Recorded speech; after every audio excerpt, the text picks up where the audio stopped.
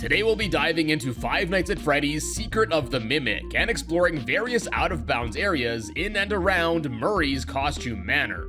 So sit back, smack that like button below, it's time to check out some Secret of the Mimic Lost Bits. Alright, so this game starts off with our Fazbear Entertainment technician protagonist, Arnold, driving up to the Murray's Costume Manor facility. And right away, even in this prologue cutscene map, we can already start finding some unused assets out of bounds. As if we zip the camera out into the void where the cutscene starts, we can actually find this pair of unused street sign objects. One smaller one, and then this larger one featuring 3 signs, like something you'd see on the highway. And yeah, both of these seem to be the kind of signs that either tell you how far the next few towns or cities are, or which lanes to be in order to navigate to a given destination. So although I guess this one looks like it could be a billboard, I think it's kinda strange that the placeholder text here says, "Your ad can be placed here." The road that we drive on at the start of this game isn't big enough for a sign like this, but I think seeing a sign like this one indicating where we are could have been pretty neat. Anyways, after pulling up to the Murray's Costume Manor parking lot, we got a few things to explore here as well.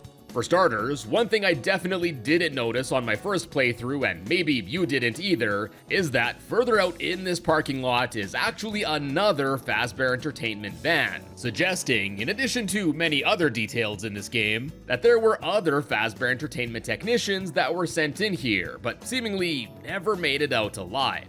Well, if we get ourselves out of bounds here, we can actually explore this area on foot and see that this van here not only doesn't have anything inside of it really, but it also has a severe lack of collision too, allowing us to casually just walk through it. Now, another thing you'll probably notice when you get here in the game is the large foreboding mansion off in the distance on the hill.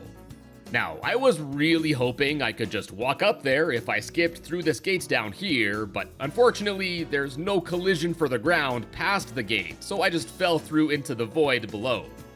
But if we take the camera up to the mansion, we can get a much closer look at it in all of its low poly glory.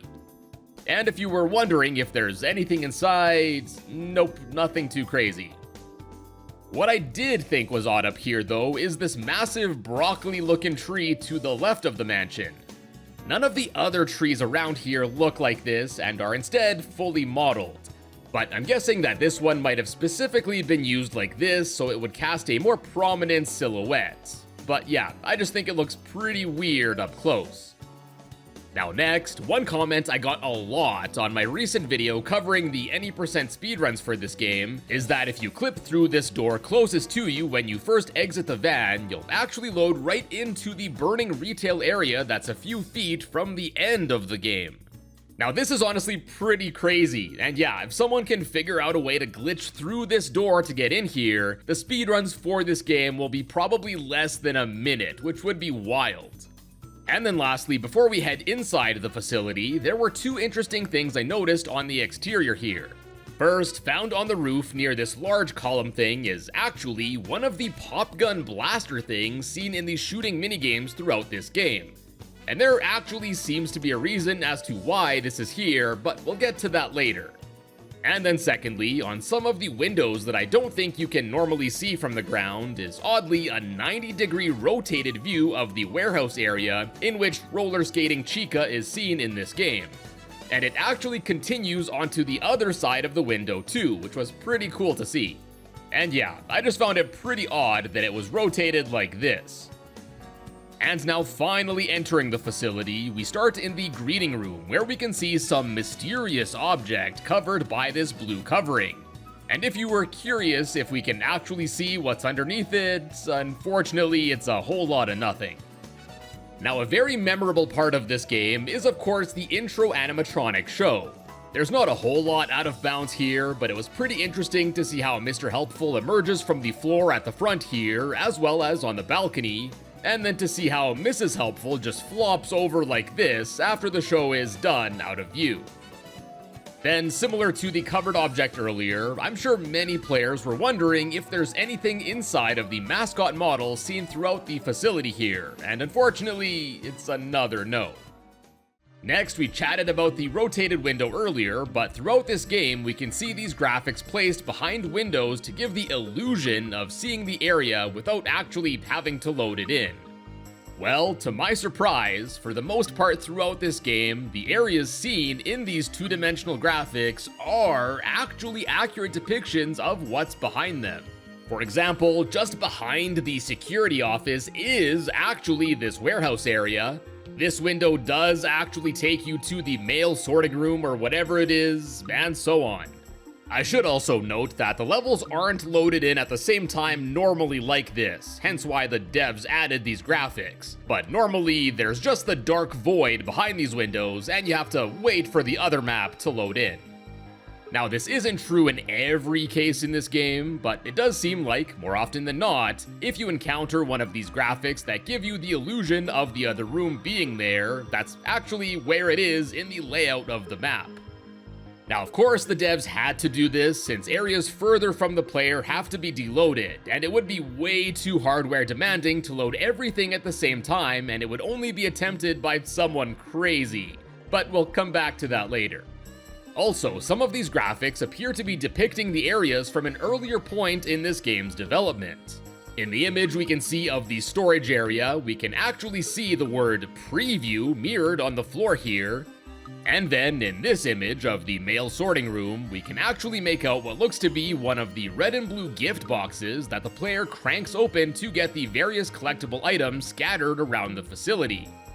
Now, there's no gift box here in the final version of this area, but it seemingly appearing in this depiction of it strongly seems to suggest that at one point in development, there originally once used to be. And speaking of Jackie, next up we get to Jackie's birthday showroom, where much like we saw with Boxy Boo in Project Playtime, here, Jackie is also just jammed inside of this gift box, looking hella uncomfortable, with the hat here doing a whole lot of shaking before the player opens up the box. Yeah, I definitely wouldn't want to be crammed in a box like this. Then in the next area, where the Mimic controlling Jackie yeets Digityper here, if we take the camera back, we can see a clever little trick I guess the developers did, as even as Digityper gets thrown through the wall, the busted up model you see after you drop down is already loaded there, so we actually get to have double the digityping at once. Then in the lower level Jackie chase area where you drop to next, off in the distance we can see a large T-posing Jackie here. And I knew Jackie's arms were long, but wow, talk about wingspan. Then, not too far from here, you'll likely notice these large white objects, and these actually encase the one small upwards angled vent that you crawl through during the Jackie chase sequence. No other parts of this map use anything like this, and it almost appears like this was a very early modeling of the segment before the proper vent objects were implemented. Now next up, we get to this section where normally you have to fix this elevator to proceed. And one neat thing I found is that if you sequence break the game by going up to the second floor before you actually fix this elevator, if you take the elevator back down, you'll load in and float on the gear train below you, which I thought was pretty weird. You can't interact with any of the buttons here or anything like that, so if you do somehow manage to do this without hacking the game, you'll just end up getting stuck here. Next up, we have this super 70s looking showrooms area, and here we see this mysterious costume showcase that's covered up. And if you were curious, I'm gonna save you the suspense once again, as there's nothing interesting that the developers were hiding underneath here or anything. Then on to BigTop's showroom. Another thing I was curious about for this area during my first playthrough was what was behind these closed off doors. There are a bunch of other cool minigames here, so surely there must be— nope, it's a whole lot of nothing.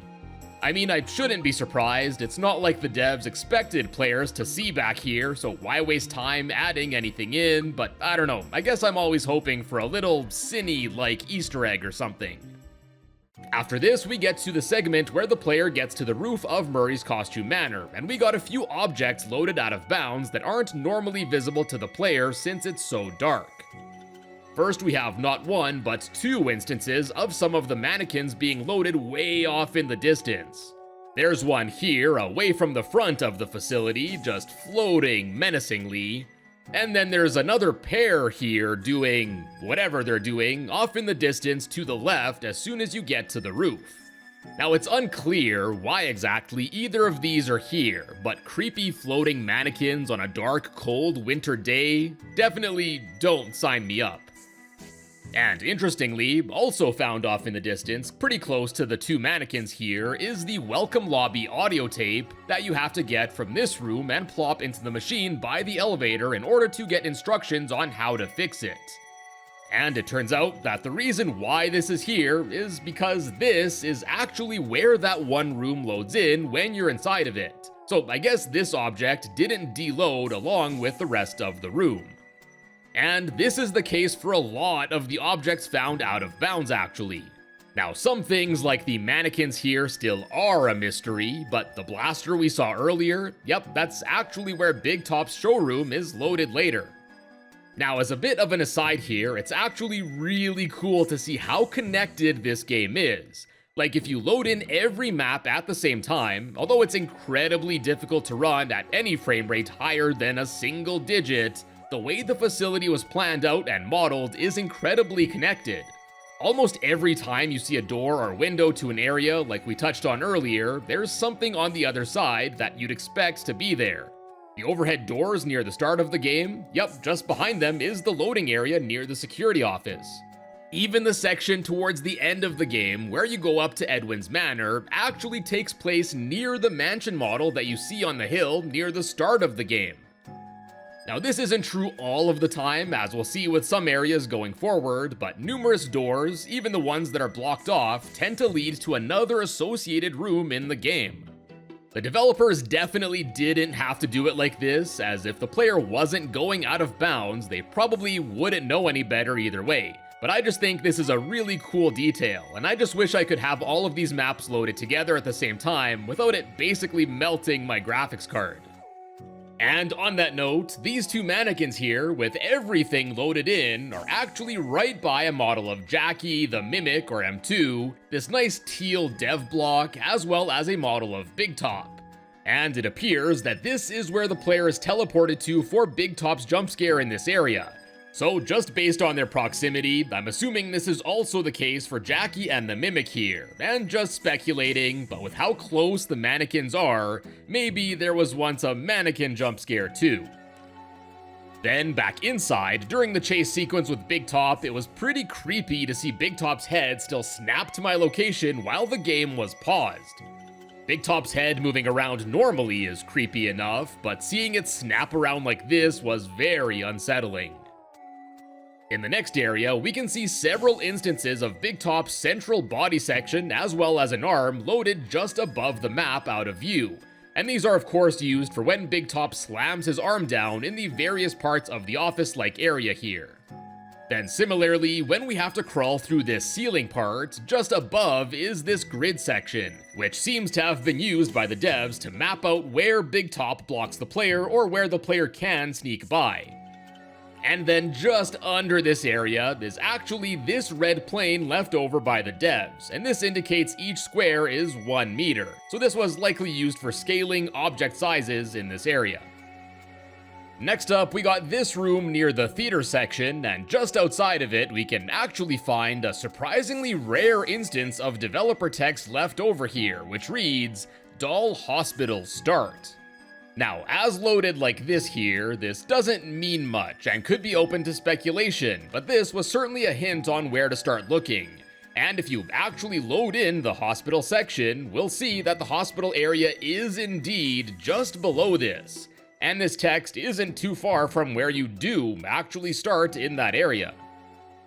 And now moving all the way to the workshop area, there's not too much of note out of bounds here, except that I noticed that after I'd built the Pirate Captain Springlock suit, is that there's actually a duplicate model of it loaded just under the floor. And then after hopping on inside the suit and moving the camera back, we can see that the suit strikes like half a T-pose out of normal view, in addition to extending the cannon arm, as you can normally see in the game. Then getting to the stage area, if we zip the camera under the floor, we can see several objects from the Pirate Puppet Show section, including a bunch of the targets that pop up, as well as of course the characters too, like Foxy, Renard, and Kit, and then we can find Bosun just chilling here inside the ship as well.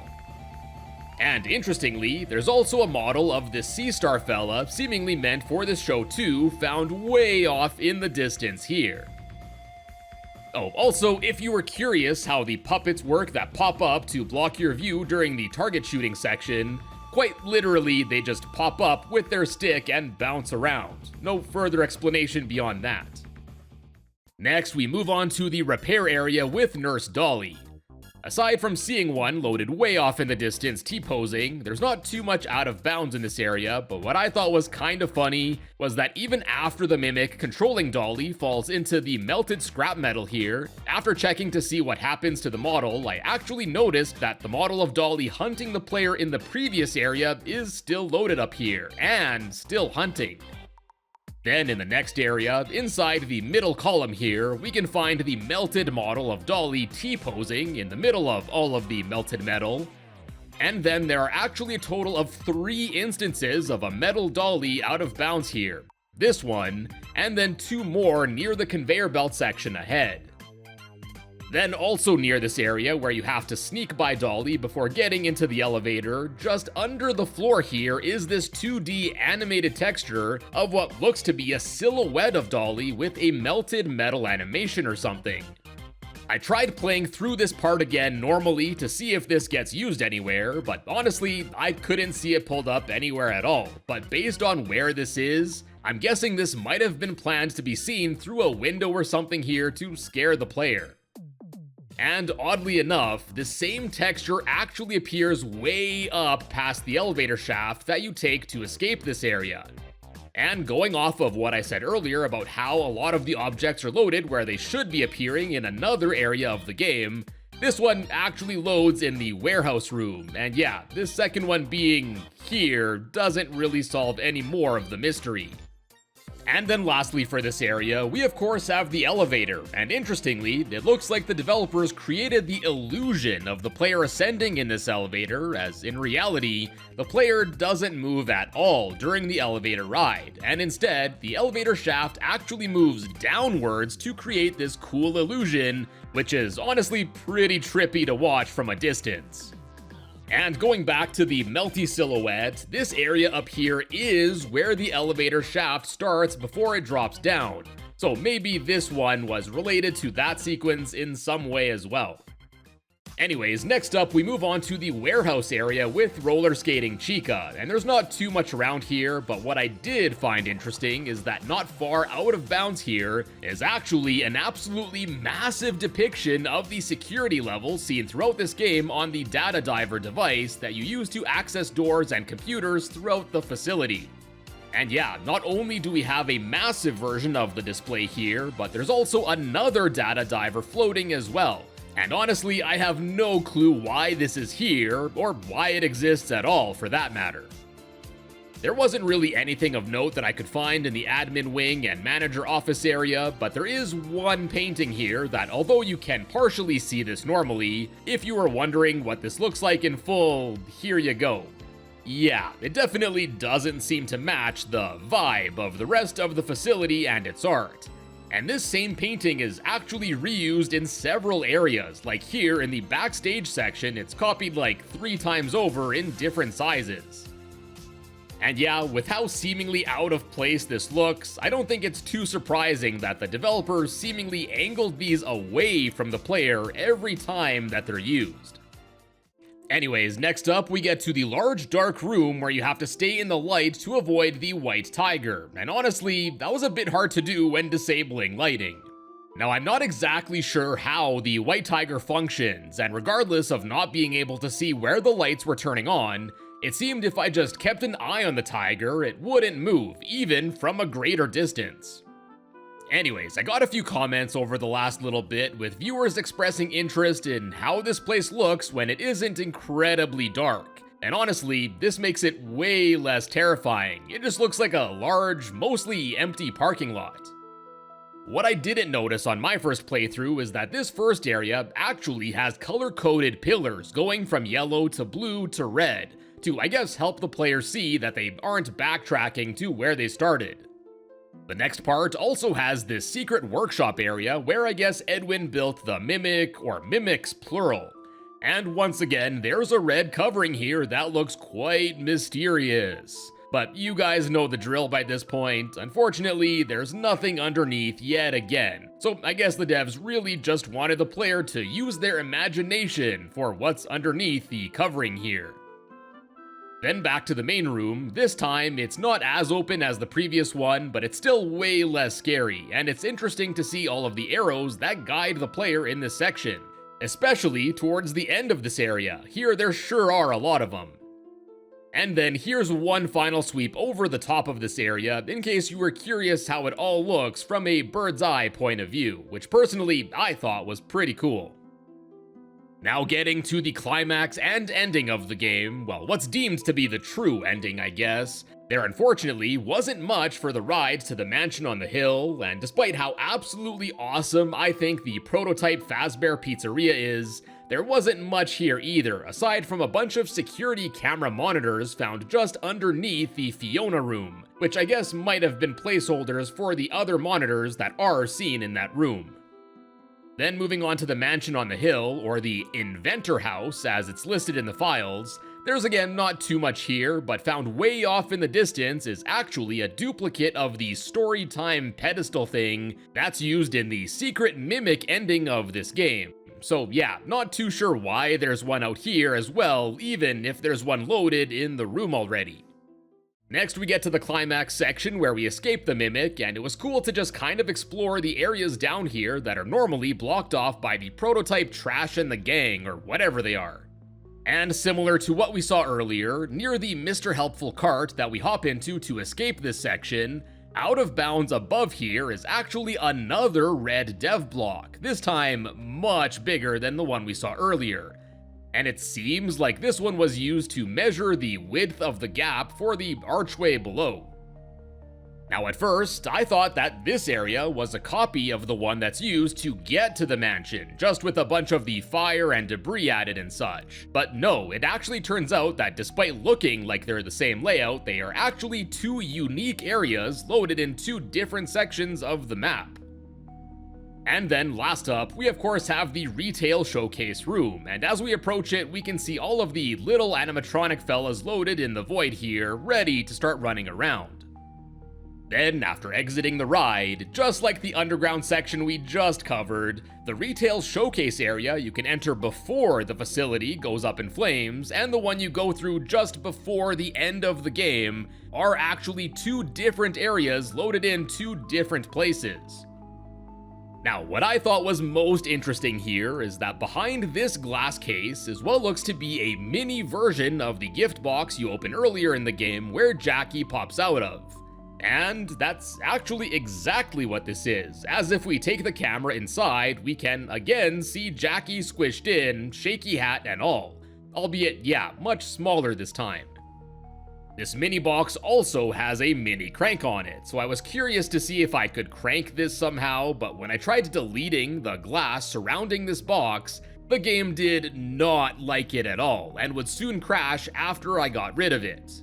But in the few seconds I had before the game crashed, I tried cranking the box open, but unfortunately to no avail. Now, one final thing I want to mention is that after trying to load all of the areas in at once again, near the area where BigTop makes the final appearance in this game as you descend on the large elevator thing, there's actually this model here, and this looks to be some sort of early untextured model of BigTop. I'll probably chat a bit more about this when I dive into this game's unused assets, but yeah, just thought this was super weird, and I wanted to share this with you all here first. And my friends, we'll leave it there for now, but there is lots more to cover for this game, including unused graphics, models as we just saw, as well as audio, so stay tuned for a part 2 in the not too distant future hopefully, and be sure to subscribe to the channel and ring the notification bell to be notified as soon as it's posted. Till then, check out some of my other Lost Bits videos, and as always, thank you all so much for stopping by today, and I will see you in a bit.